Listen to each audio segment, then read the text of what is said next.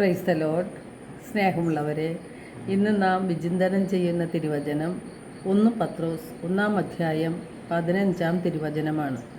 നിങ്ങളെ വിളിച്ചവൻ പരിശുദ്ധനായിരിക്കുന്നത് പോലെ എല്ലാ പ്രവൃത്തികളിലും നിങ്ങളും പരിശുദ്ധരായിരിക്കുവിൻ.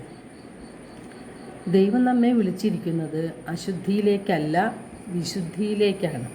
വിശുദ്ധിയുടെ മാനദണ്ഡം ദൈവം തന്നെയാണ്. ദൈവത്തിൻ്റെ സൗജന്യ ദാനമാണ് വിശുദ്ധി. ദൈവം ആദത്തെയും ഹവ്വയെയും സൃഷ്ടിച്ചപ്പോൾ അവർ വിശുദ്ധിയുള്ളവരായിരുന്നു. എന്നാൽ ദൈവം പറഞ്ഞതിന് എതിരായി അനുസരണക്കേട് കാണിച്ചുകൊണ്ട് പാപം ചെയ്തപ്പോഴാണ് അവരുടെ വിശുദ്ധി നഷ്ടപ്പെട്ടത്.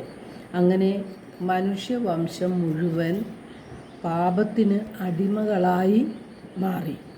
രണ്ടാമത്തെ ആദമായ യേശുവിൻ്റെ അനുസരണം വഴി മനുഷ്യർക്ക് നഷ്ടപ്പെട്ടു പോയ ആ വിശുദ്ധി തിരിച്ചു കിട്ടുകയാണ്.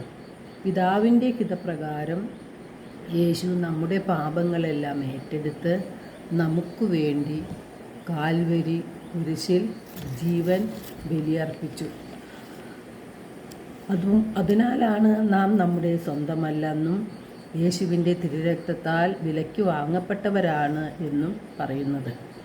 യേശുവിൽ വിശ്വസിക്കുന്നവർക്ക് ദൈവം പരിശുദ്ധാത്മാവിൻ്റെ ദാനം നൽകും.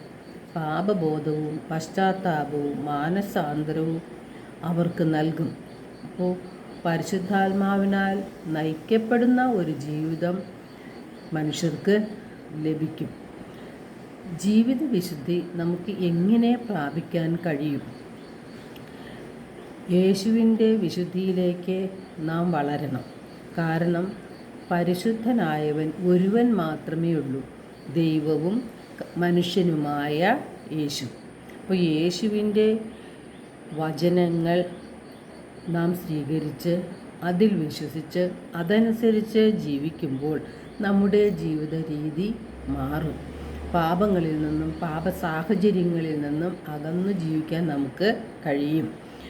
നമ്മെ വേദനിപ്പിച്ചവരോട് ക്ഷമിക്കുവാനും അവർക്ക് വേണ്ടി പ്രാർത്ഥിക്കുവാനും അവർക്ക് നന്മകൾ ചെയ്യുവാനും നമുക്ക് സാധിക്കും.